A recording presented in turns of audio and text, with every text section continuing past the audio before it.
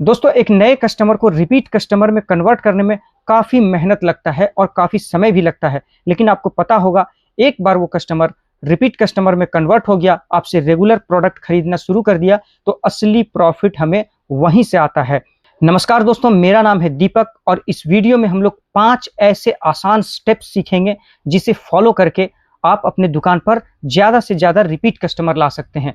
तो इस वीडियो को कंप्लीट एंड तक देखें। मैं कोशिश करूंगा इस वीडियो को काफ़ी शॉर्ट रखने का, और इस वीडियो के एंड में अपना वैल्यूएबल फीडबैक कमेंट सेक्शन में ज़रूर दें। तो चलिए दोस्तों, वीडियो को शुरू करते हैं। सबसे पहला स्टेप, आपको अपने दुकान पर वैसे प्रोडक्ट्स जो फास्ट मूविंग प्रोडक्ट्स हैं, जो रेगुलर बेसिस पर, डेली बेसिस पर काफ़ी ज़्यादा बिकता है, वैसे प्रोडक्ट्स का स्टॉक आपके दुकान पर कभी भी जीरो नहीं होना चाहिए। कभी भी ऐसा ना हो कि कस्टमर आपके दुकान पर आता है, आपसे प्रोडक्ट मांगता है और आप बोलते हो कि भैया ये प्रोडक्ट ख़त्म हो गया है, मुझे ध्यान में नहीं था और ये प्रोडक्ट शाम तक आएगा, कल तक आएगा, तो आप एक बार कल चेक कर लेना। ऐसी गलती ना करें। रेगुलर प्रोडक्ट्स के लिए कस्टमर कभी भी रुकता नहीं है। अगर आपके पास नहीं है अभी, तो वो अगले दुकान से जाकर के खरीद लेगा।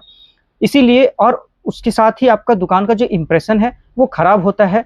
अगर आपने ऐसा 3 से 4 बार कर दिया किसी कस्टमर के साथ, तो आप भूल जाओ कि वो दोबारा आपकी दुकान पर आएगा।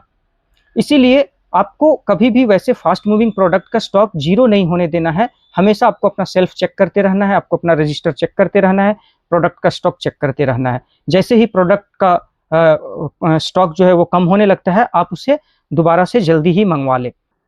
प्राइस आपको बहुत ही जेन्युइन रखना है।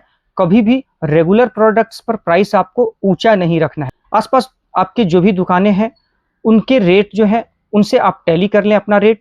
कोशिश करें कि उनके रेट से आपका रेट कम हो। नहीं पॉसिबल हो पाता है तो उनके रेट से ज़्यादा नहीं होना चाहिए। रेगुलर आइटम पर कभी भी ये गलती ना करें। कभी कभी ऐसा होता है कि कस्टमर हमसे रेट नहीं पूछता है और हमें लगता है कि कस्टमर ने तो रेट पूछा ही नहीं, तो कोई सामान 50 रुपए का है तो चलो मैं 60 रुपए ले लेता हूँ। लेकिन ऐसी गलती आपको नहीं करना है। रेगुलर प्रोडक्ट्स पर रेट नहीं भी पूछता है कस्टमर, फिर भी आपको जेन्युइन प्राइस पर ही देना है। दूसरा पॉइंट है दोस्तों, ट्रू गाइडेंस।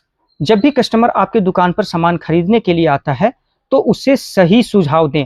कस्टमर के पास नॉलेज प्रॉपर नहीं होता है और आपसे वो पूछता है कि भैया ये कौन सा मैं प्रोडक्ट खरीद लूँ, कौन सा मेरे लिए अच्छा रहेगा। तो जब ऐसा होता है आपके साथ, कस्टमर आपसे पूछता है कुछ, तो ऐसा ना करें कि आप देखें कि आपको किस प्रोडक्ट में ज़्यादा मुनाफा हो रहा है, बस इसे चिपका दो। भले इसकी ज़रूरत की है या नहीं है, इससे हमें कोई मतलब नहीं। तो ऐसा नहीं करना है आपको। आपको कस्टमर के रिक्वायरमेंट को समझना है और उसके हिसाब से आपको सॉल्यूशन पेश करना है। जो प्रोडक्ट उसके रिक्वायरमेंट के हिसाब से फिट बैठता है, वही प्रोडक्ट आपको देना है और आपको उसी प्रोडक्ट को बेचने के लिए कोशिश करना है। आप बेफिजूल का प्रोडक्ट उसे चिपकाने के ऊपर ना लग जाएं। अगर ऐसा आप करते हैं तो हो सकता है फर्स्ट टाइम में कस्टमर आपसे प्रोडक्ट खरीद लेगा, बट जब उसे इन फ्यूचर पता चलता है कि आपने उसे प्रोडक्ट जो है वो गलत तरीके से बेच दिया है, तो वो दोबारा आपके दुकान पर आना नहीं चाहेगा। तीसरा स्टेप है दोस्तों, रेगुलर फॉलोअप्स और रिमाइंडर्स। अगर कस्टमर आपको कोई लिस्ट दे करके गया है कि भैया ये प्रोडक्ट आप जो है निकलवा दें हमारा, मैं कल या परसों लेकर के जाऊंगा, तो प्रोडक्ट आप पैक करके जब रख देते हो तो उसे एक बार रिमाइंडर जरूर डालें। कस्टमर सामने से नहीं पूछता है, फिर भी आपको रिमाइंडर डालना है कि भैया आपका प्रोडक्ट पैक करके रखा हुआ है, काइंडली आप इसे ले जाएं। और कोई प्रोडक्ट आप बेचते हो, अगर मान लो आपने एक कूलर बेचा, तो आप कस्टमर को 1 से 2 दिन के बाद कॉल कर सकते हैं और आप उससे पूछ सकते हैं कि भैया आपने अच्छे से इंस्टॉलेशन कर लिया। अगर कुछ किसी प्रकार से इशू आ रहा है तो आप उसे रिजॉल्व करें और कंप्लीट फीडबैक लें कि अच्छे से कूलर काम कर रहा है, अच्छे से वर्किंग कंडीशन में है या नहीं है, किसी प्रकार का इशू तो नहीं है।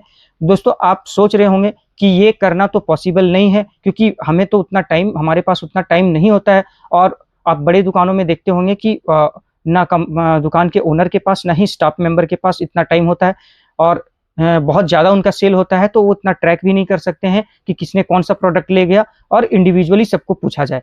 लेकिन अगर आपने एक नई दुकान खोली है, तो ये चीज़ आपको करना बहुत ज़रूरी है, क्योंकि आपने नई दुकान खोली है, आपके पास अभी कस्टमर का फुटफॉल बहुत ज़्यादा नहीं है। कुछ कस्टमर आपके पास धीरे धीरे करके आ रहे हैं, तो आपको समय मिलेगा फॉलोअप करने के लिए, तो आप ज़रूर करें।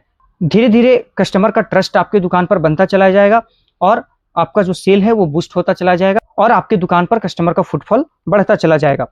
चौथा पॉइंट है दोस्तों, आपके बिहेवियर से रिलेटेड, आप किस प्रकार से कस्टमर के साथ पेश आते हैं। तो ये चौथा स्टेप है, इसे आपको बहुत अच्छे से फॉलो करना है। कई बार आपने नोटिस किया होगा, कस्टमर आपकी दुकान पर आते हैं और आपसे बोलते भी हैं कि भैया मैं उस दुकान पर नहीं जाता हूँ क्योंकि वहाँ का बिहेवियर अच्छा नहीं है, वो कस्टमर के साथ अच्छे से पेश नहीं आते हैं, बात-बात पर गुस्सा हो जाते हैं, चिड़चिड़ा हो जाते हैं। तो आपको ये गलती नहीं करना है, आपको कभी ऐसा बिहेवियर नहीं करना है कस्टमर के साथ, आपको पेशेंस रखना है। कई बार कुछ कस्टमर ऐसे होते हैं जो बेफिज़ूल का आपका टाइम खराब करते हैं, पर आपको गुस्सा नहीं होना है, आपको बहुत अच्छे से हैंडल करना है। उसके बाद दोस्तों आप कोशिश करें कि आप कस्टमर का नाम याद रख सकें। हमेशा ऐसा पॉसिबल नहीं हो पाता है, बट जो कस्टमर रेगुलर आप देख रहे हैं कि 2 से 3 बार ये कस्टमर आ रहा है, बार-बार प्रोडक्ट खरीद करके ले जा रहा है, तो आप जब भी तीसरी बार वो आता है तो आप उससे उसके नाम से संबोधित करें। ऐसा करने से कस्टमर को बहुत अच्छा फ़ील होता है, उसे लगता है कि ये तो अपना दुकान है, यहाँ पर बहुत अच्छा फ्रेंडली माहौल है और एक अपनापन-सा फ़ील आता है उसे। जब आप ये टेक्नीक इस्तेमाल करोगे तो आप देखोगे कि वो बार-बार आपकी दुकान पर आ रहा है और उसे कुछ भी ज़रूरत पड़े तो वो दौड़कर आप ही के दुकान पर आएगा। 5वां स्टेप है दोस्तों, फ्री गिफ्ट्स देना। कभी भी कस्टमर आपसे अच्छा खासा परचेज़ करता है, आपको अच्छा खासा मुनाफ़ा होता है, तो कस्टमर आपसे गिफ्ट माँगे या ना माँगे, आपका फ़र्ज़ है कि कस्टमर को कुछ न कुछ ऑफ़र करना। हम लोग ज़्यादातर क्या करते हैं कि हमें मुनाफ़ा हो भी रहा होता है, फिर भी हम बोलते हैं कि नहीं मुझे तो कुछ बच ही नहीं रहा है भैया, कंपनी से कोई गिफ्ट नहीं आता, मैं गिफ्ट वग़ैरह नहीं दे पाऊँगा। हम लोग साफ़ मना कर देते हैं। लेकिन आपको ऐसा नहीं करना है। आप अपनी दुकान पर कुछ छोटा-मोटा गिफ्ट खरीद करके रख सकते हैं, जैसे कप का सेट हो गया। ऑनलाइन आपको काफ़ी सस्ते में अच्छा खासा गिफ्ट मिल जाएगा, छोटा-छोटा गिफ्ट मिल जाएगा। सेल के टाइम पे फ़ोन का जो स्टैंड होता है, वो बहुत सस्ते में मिल जाता है। मैंने कई बार फ़ोन स्टैंड खरीद करके और कस्टमर को गिफ्ट किया है। मैं मॉल जाता हूँ, वहाँ देखता हूँ सेल लगी हुई है और वहाँ मुझे कुछ सस्ते में मिल रहा है। कुछ सेरामिक का चीज़ मिल रहा है, कप मिल रहा है, प्लेट वगैरह मिल रहा है।